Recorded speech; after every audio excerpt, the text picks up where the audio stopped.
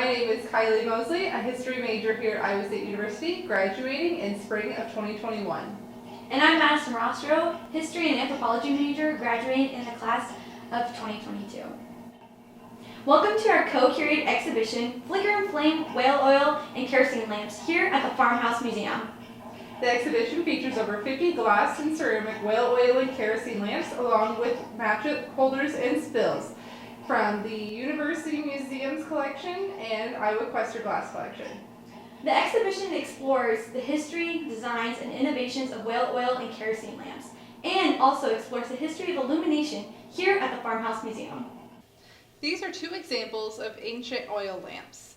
On the right, we have a bronze Roman or Byzantine lamp circa 1000 CE, and on the left we have a stone Islamic lamp. The stone lamps like this example were usually carved, however early stone lamps were simply stones possessing natural depressions.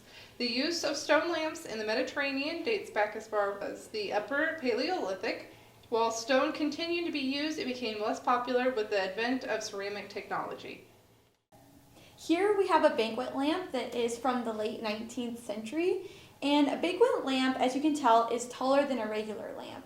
And this one in particular is interesting because of the chimney here. Still has the kerosene oil chimney, and then it's also electrified at a later date. So people in the time period of the 19th century, they wanted to keep that aesthetic of the lamps around their home to have that elegant lamp look.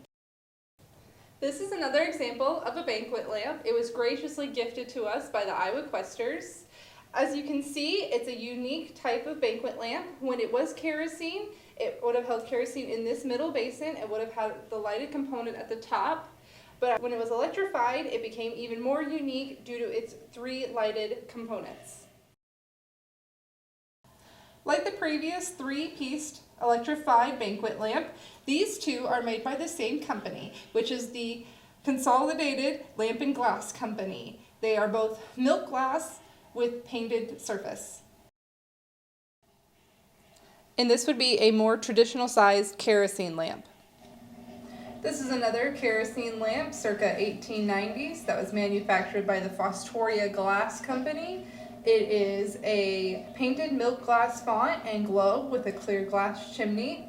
This style of lamp is called the Gone with the Wind because it has similar lamps that were often used on the set of the 1939 movie starring Clark Gable and Vivien Leigh, though this style of lamp was popular between the 1890s and 1910.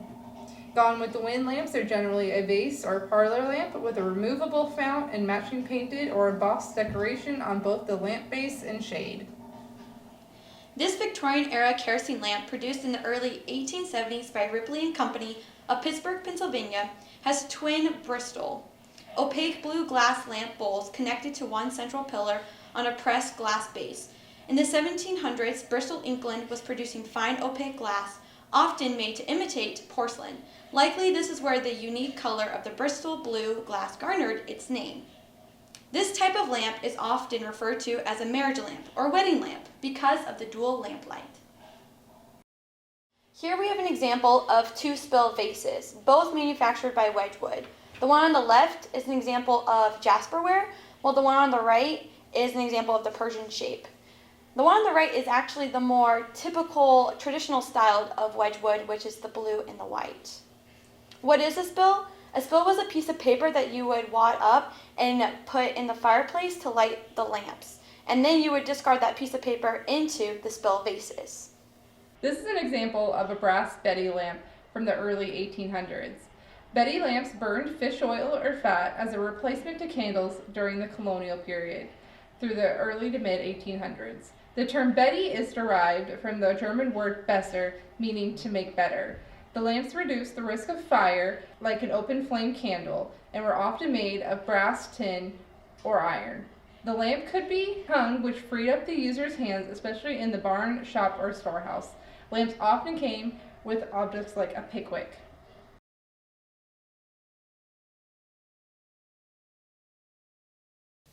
This is a finger lamp, which was more common during nighttime because of the attached match holder. This one dates to about 1870 till 1900. and is gifted from the Iowa Quester Glass Collection. Here we have an example of composite lamps that were popular in the 1880s to the early 1900s. Composite lamps were best known because of their interchangeable bases. Here we have an example of 2 ceramic and then 1 redwood, also known as pottery.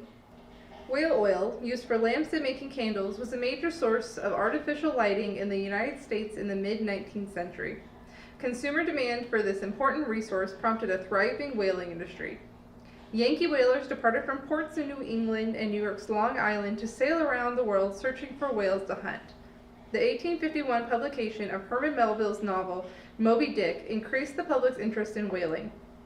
Whale oil lamps worked by combining burning fluid as a mixture of alcohol and turpentine and used as lamp fuel in the 19th century. Burning fluid, which was dangerously explosive, was replaced by kerosene in the late 1850s.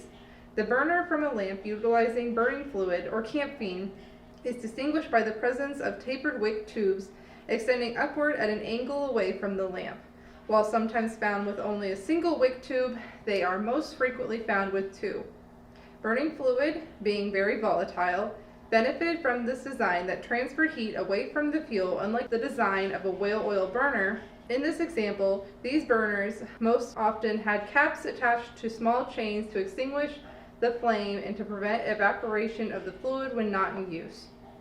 Fluid burners were most always made of brass and had a threaded base.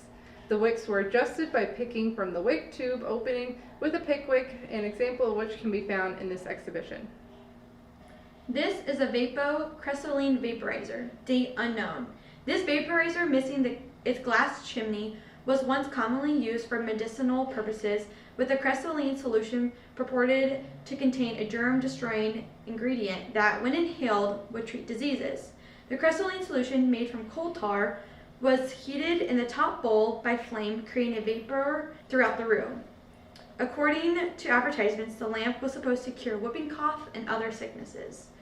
Though interesting and unique in design, it is one of the many medically worthless turn-of-the-century antiseptics brought to the market. Thank you for joining us on our Curators tour of Flicker and Flame. If you would like to come see it in person, we are open Monday through Friday, noon to 4. The exhibition will run until October of 2021.